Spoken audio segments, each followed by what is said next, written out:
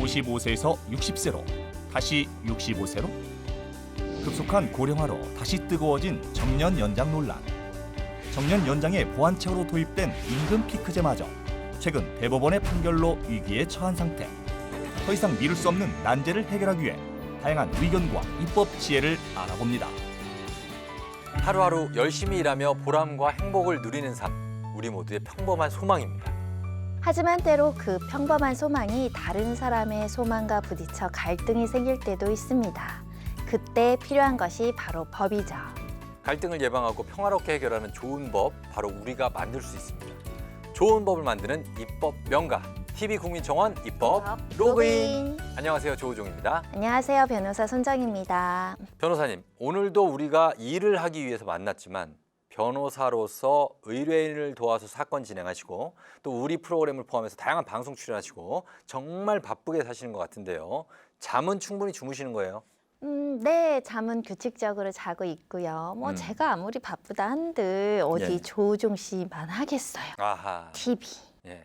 제가 라디오도 듣거든요. 매일 생방송. 네, 광고도. 예? 광고. 조우종 씨야말로 잠은 충분히 주무세요? 저도 방송 일정을 위해서라도 사실 애 재우고 나서 늘 규칙적으로 자려고 노력은 하고 있습니다.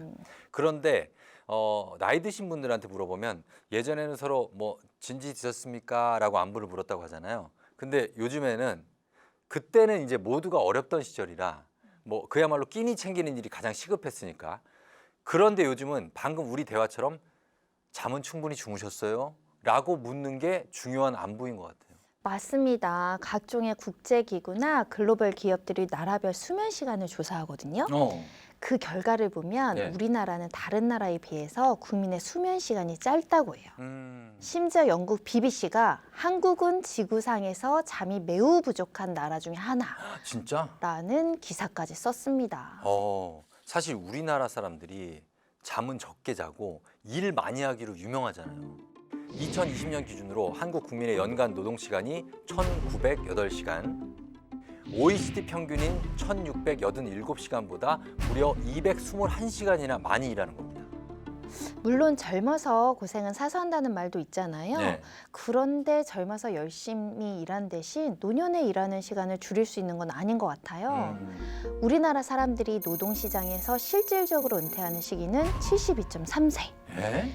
OECD 1위라고 합니다. 와, 누구보다 열심히 그리고 오래 일하는 거죠. 우리 70까지 일해야 돼요? 그러니까요. 저는 10년만 더 일해야 되는데. 너무 힘들다.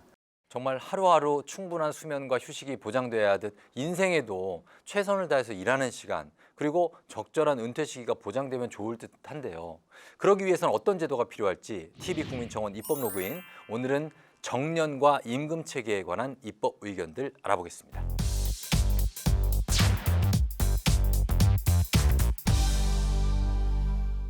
오늘의 첫 번째 주제, 정년과 청년. 변호사님, 이 정년과 청년 참 제목 잘 짓지 않았습니까? 네. 아주 묘한 조합인데 정년은 다니던 직장에서 물러나도록 정해진 나이잖아요. 청년은 직장 생활을 시작하는 시기고, 그런데 정년, 청년이라는 단어에서 딱 하나 점만 빼니까 정년이 돼요. 그러고 보니까 노래 가사랑 비슷하게 들리기도 하는데. 노래 갑니까? 님이라는 글자에 점 하나 찍으면 남이 되는 뭐 아니, 그런 거 있잖아요. 아니, 멜로디가 없잖아요. 멜로디는 좀 어려워요. 님이라는 글자에 역시. 점 하나만 찍으면 와. 이렇게 가는 거 아닙니까? 네. 정년과 청년도 서로 멀고 먼 남의 이야기처럼 느껴지실 수 있겠지만 사실 최근 노동시장에서는 이 두 세대가 상당히 묘한 관계로 얽혀 있습니다. 자, 직장 생활을 시작하는 청년 세대와 직장 생활을 정리하는 정년 세대가 과연 어떤 관계로 얽혀 있는지 영상으로 확인해 보겠습니다. 2021년 봄, 국내 주요 완성차 업계 노조들이 임금 단체 교섭에서 현재 60세인 정년 퇴직 연령을 65세까지 연장할 것을 요구하며 입법 청원까지 제출합니다. 노조원들의 동참으로 입법에 탄력을 받을 것으로 기대했던 정년 연장 입법 청원. 그런데 의외의 변수가 터져나옵니다. 역시 완성차 업체에 근무 중이라는 MZ세대 직원 중 한 사람이 노조는 변화와 기술을 준비하지 않은 채 본인들의 종속을 위해 정년 연장을 외치고 있다며 공개적으로 반대 의사를 게시했고 이 직원의 글에 청년 세대를 중심으로 수많은 사람이 동의를 표한 것입니다. 최근 정년 연장 논의는 이미 사회 곳곳에서 감지되고 있습니다. 가장 큰 이유는 고령화 때문입니다. 초고령 사회가 직면해 있고 두 번째는 국민연금과 공무원연금이 수급 연령이 계속 늦춰지고 있습니다. 2023년이면 국민연금은 63세부터 국민연금 수급이 가능합니다. 그렇기 때문에 정년퇴직하는 60세와 연금 수급일 간의 그 격차를 완화하기 위해서 정년 연장을 조속히 추진해야 된다는 의견들이 있습니다. 생산 가능 인구 감소와 함께 정년 연장 논의를 촉발한 또 한 가지 배경은 바로 국민연금입니다. 우리나라 국민연금은 도입 당시인 1988년엔 60세부터 받도록 했지만 1998년 1차 연금 개혁 후 재정 안정 차원에서 2013년부터 5년마다 1세씩 수급 개시 연령이 늦춰졌습니다. 결국 2033년 이후엔 65세가 되어야 국민연금을 받을 수 있어 결국 60세에 퇴직하면 수입 공백이 발생할 수밖에 없어 정년을 연장해야 한다는 주장이 나오게 된 것입니다. 정년 연장에 대한 각 세대의 입장과 논의들 살펴봤습니다. 변호사님, 직장인들의 정년이 법으로 정해져 있는 겁니까? 네, 고령자 고용법 제19조에 사업주는 근로자의 정년을 60세 이상으로 정하여야 한다라는 내용이 있습니다. 예전에는 공무원이나 일반 회사 모두 평균 정년이 55세 정도였거든요. 2013년에 60세로 연장하는 개정안이 통과됐고 3년 후인 2016년부터 시행에 들어갔습니다. 그래서 60세 정년제가 시행된 게 2016년이면 5년, 6년, 비교적 최근 일이잖아요. 그런데 불과 몇 년 만에 다시 65세로 정년을 연장해야 한다는 논의가 시작된 거군요. 이게 사실 정년 연장, 취업 시장과 사회복지 같은 다양한 부분에 영향을 끼치기 때문에 사실 꽤 긴 시간 동안 촘촘한 준비가 필요할 것 같은데요. 그래서 최근 65세 정년 논의에 대해서 재연장 시기가 너무 이르다는 의견도 많거든요. 네. 하지만 앞서도 살펴본 생산 인구의 감소와 그리고 고령화 속도 때문에 우리 상황이 그리 여유롭지가 못한 거죠. 그러면 아무리 상황이 급해도 꼭 따져볼 것은 따져보고 가야겠죠. 정년을 연장했을 때 어떤 사회적 부담이 예상되는지, 특히 정말 청년들의 취업 문이 정말 더 좁아지는 건 아닌지, 그리고 정도는 다르지만 비슷한 상황을 겪고 있는 외국의 대처법까지 정년 연장 입법에 앞서서 꼭 알아봐야 할 사항들 정리했습니다. 정년 연장은 실제 청년 취업에 나쁜 영향을 끼칠까요? 2020년 KDI가 발표한 연구 자료에 의하면 정년 연장이 예상되는 수혜자가 한 명 증가할 때마다 청년층의 고용은 약 0.2명씩 감소한 것으로 나타나 정년 연장이 청년의 취업 기회를 어렵게 한다는 주장을 뒷받침했습니다. 실제 인력들의 구체적인 그 조건들을 맞춰본다 한다면 은퇴 세대하고 그리고 청년 세대하고의 부딪힐 거는 그렇게 많지 않을 수가 있는데 워낙 그 제한된 일자리 속에 특히 사회로 진출하면서 시험난을 겪고 있는 청년들 같은 경우에는 여러 가지 이유를 따지게 될 텐데 그 중에 하나가 이제 은퇴 세대들이 가로막고 있다는 인식이 되면서 그런 세대 간의 일자리 문제로 비약되는 걸로 저는 이해를 합니다. 하지만 이와 상반된 분석도 있습니다. 2015년 한국은행은 OECD 주요 국가들의 정년 연장이 노동시장에 미치는 영향을 조사했는데요. 그 결과 청년층과 고령층의 고용은 대체 관계가 성립하지 않는다고 분석했습니다. 고령자로서 어떤 경력이라든지 이런 기술 전문성 그런 것과 관련된 일자리이고 어떻게 보면 이제 청년의 이제 신규 일자리 같은 경우는 그 정도의 어떤 숙련이라든지 경험, 경력, 기술을 이제 갖추지 못한 상태에서 이제 막 이제 취업해서 일하는 어쨌든 그런 일자리일 수밖에 없습니다. 그러니까 서로 이제 그 일자리의 어쨌든 내용, 어떤 대상이라고 할까, 일자리 자체가 좀 다른 거죠, 지금. 그러니까 그걸 대체적으로 봐서 그게 이제 고령자 일자리를 갖다 보장을 하면 그 대신에 청년의 일자리는 줄어든다라든지 고령자 일자리를 갖다가 줄여야지 청년의 일자리를 늘릴 수 있다. 이런 식의 어쨌든 그 논리 자체는 맞지 않다고 보입니다. 우리와 비슷한 산업 선진국들도 대부분 고령화에 대비해 정년 제도를 손보고 있습니다. 특히 일본은 고령화에 대비 단계적으로 정년을 연장해온 모범 사례로 꼽힙니다. 71년부터 고령자 고용 촉진법을 시행하고 80년대부터 공무원 정년을 체계적으로 연장하는 동시에 관련법을 개정해 민간 기업의 동참을 유도했습니다. 이처럼 장기간의 준비를 바탕으로 2021년 4월에는 본인이 원할 경우 70세까지 일할 수 있도록 고령자 고용법을 개정하기도 했습니다. 물론 정년 연장이 성공하려면 청년 일자리도 함께 늘어나야 합니다. 이를 위해 지속적인 경제 성장으로 성장 동력을 확보하는 것이 모든 국가의 공통 과제라 할 수 있습니다. 정년 연장에 앞서서 점검해야 할 주요 문제들 그리고 해외 사례까지 함께 살펴봤습니다. 변호사님 역시 뭐 가깝고도 먼 나라라서 그런지 일본의 사례를 보니까 우리가 참고할 사항들이 좀 많은 것 같아요. 네, 한국과 일본 모두 빠르게 고령화가 진행되는 것은 비슷하지만 정년 연장을 준비하는 방법과 속도는 달랐어요.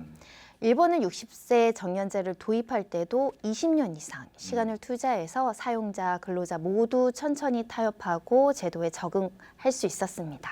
우리는 60세 정년제 법안이 2013년에 통과돼서 불과 3년 후인 2016년부터 시행에 들어갔고요. 그리고 20년 넘게 적응기를 가진 일본과는 좀 많은 차이가 납니다.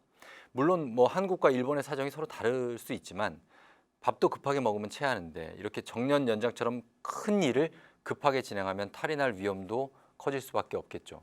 자, 오늘의 두 번째 주제 역시 그런 교훈을 담고 있습니다.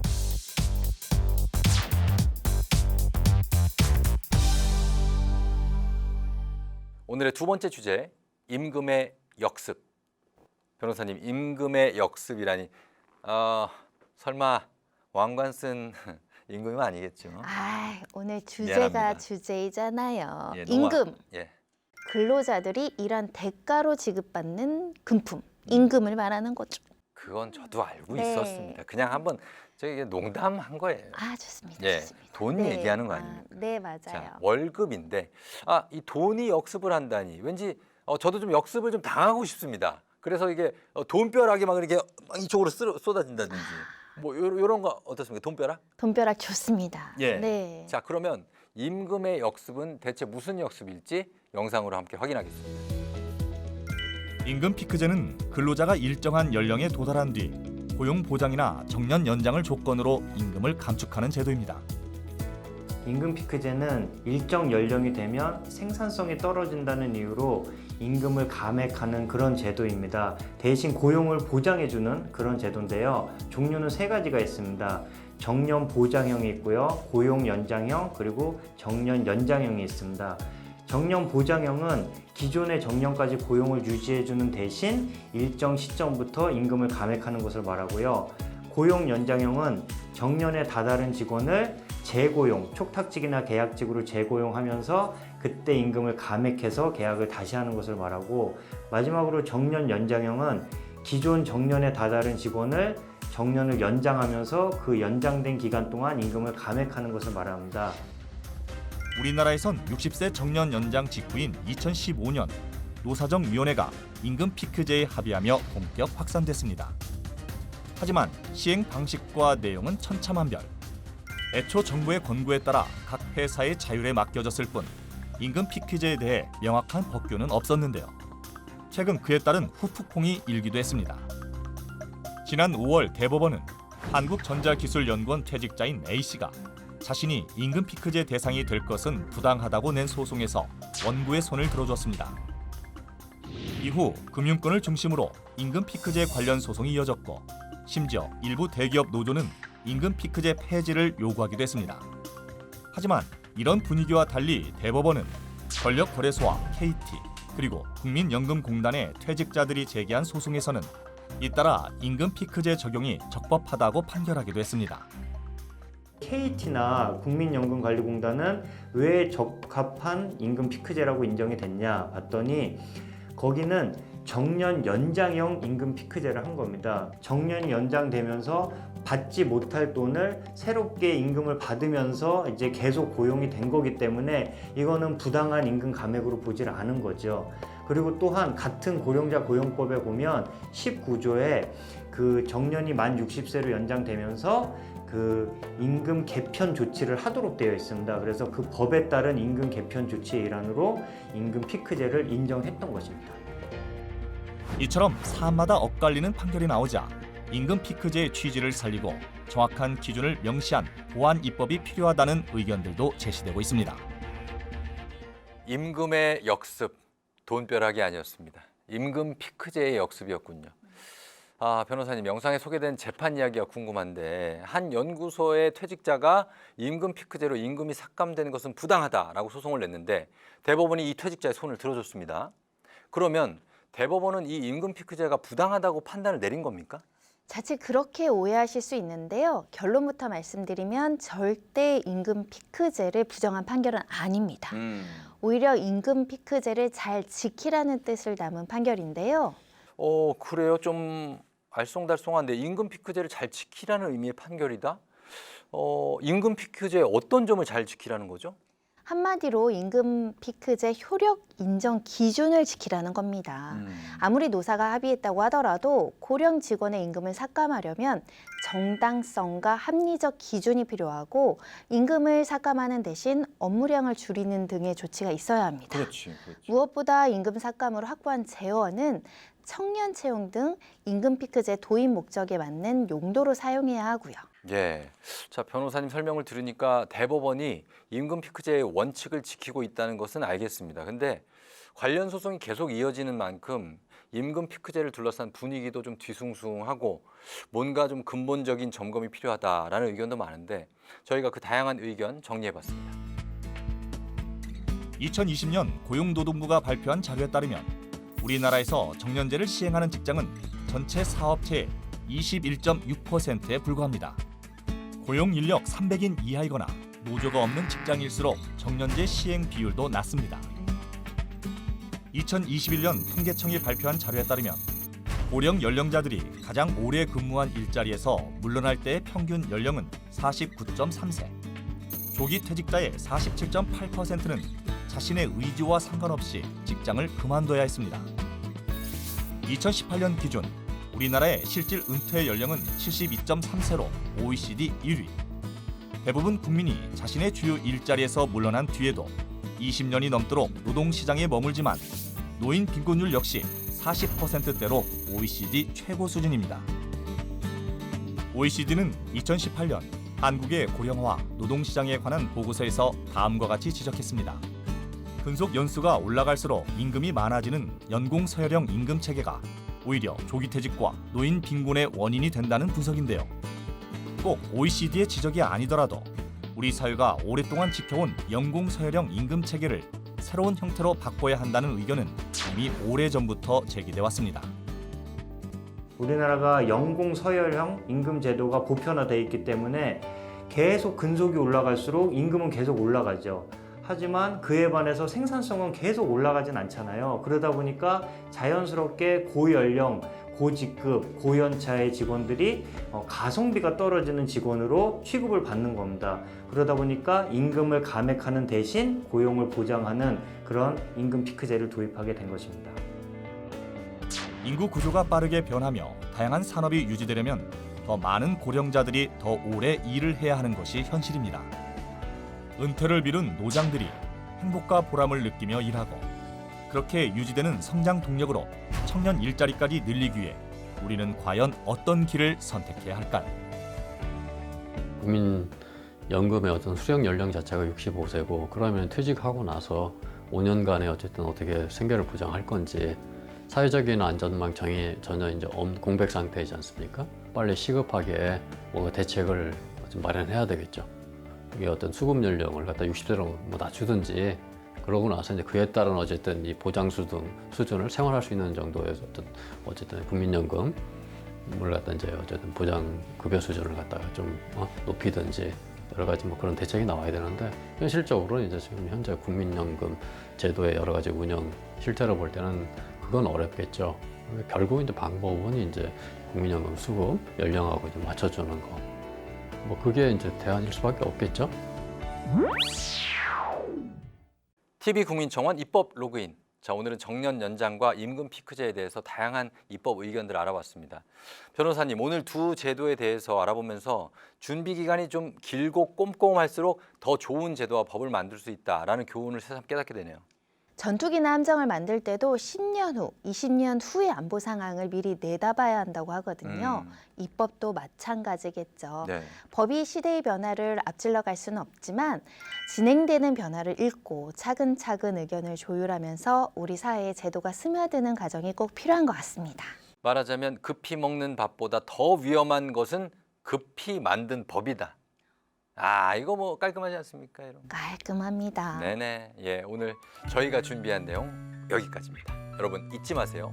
정년 세대와 청년 세대가 함께 만족할 수 있는 의견이 떠오를 땐 언제나 입법 로그인.